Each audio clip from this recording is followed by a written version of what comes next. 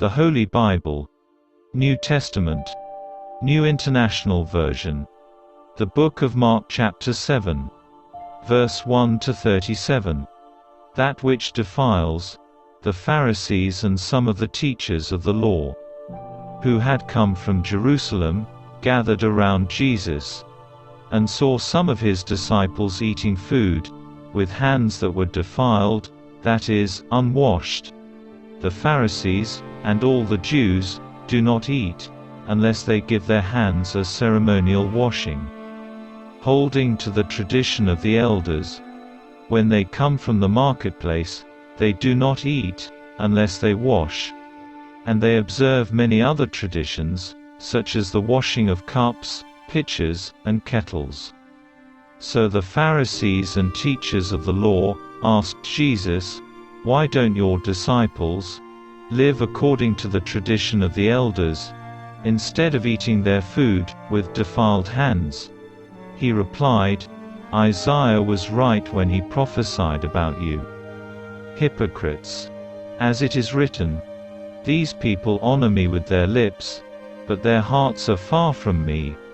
They worship me in vain. Their teachings are merely human rules. You have let go of the commands of God, and are holding on to human traditions.'"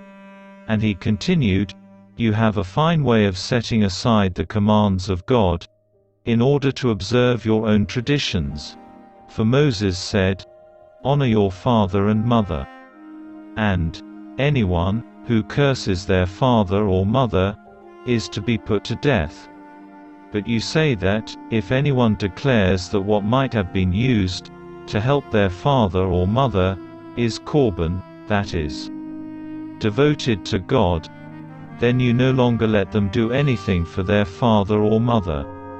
Thus you nullify the word of God by your tradition that you have handed down, and you do many things like that." Again Jesus called the crowd to him, and said, "Listen to me, everyone, and understand this. Nothing outside a person can defile them by going into them. Rather, it is what comes out of a person that defiles them." After he had left the crowd, and entered the house, his disciples asked him about this parable. "Are you so dull?" he asked.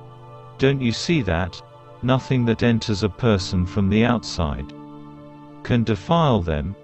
For it doesn't go into their heart, but into their stomach, and then out of the body." In saying this, Jesus declared all foods clean. He went on, "What comes out of a person is what defiles them. For it is from within, out of a person's heart, that evil thoughts come: sexual immorality, theft, murder, adultery, greed, malice, deceit, lewdness, envy, slander, arrogance, and folly. All these evils come from inside, and defile a person." Jesus honors a Syrian Phoenician woman's faith. Jesus left that place, and went to the vicinity of Tyre. He entered a house, and did not want anyone to know it. Yet he could not keep his presence secret. In fact, as soon as she heard about him, a woman, whose little daughter was possessed by an impure spirit, came and fell at his feet. The woman was a Greek, born in Syrian Phoenicia. She begged Jesus to drive the demon out of her daughter. "First let the children eat all they want," he told her, "for it is not right to take the children's bread and toss it to the dogs." "Lord," she replied, "even the dogs under the table eat the children's crumbs." Then he told her, "For such a reply, you may go. The demon has left your daughter." She went home, and found her child lying on the bed, and the demon gone. Jesus heals a deaf and mute man. Then Jesus left the vicinity of Tyre, and went through Sidon, down to the Sea of Galilee, and into the region of the Decapolis. There some people brought to him a man who was deaf, and could hardly talk, and they begged Jesus to place his hand on him. After he took him aside, away from the crowd, Jesus put his fingers into the man's ears. Then he spit, and touched the man's tongue. He looked up to heaven, and with a deep sigh, said to him, Ephphatha, which means, be opened.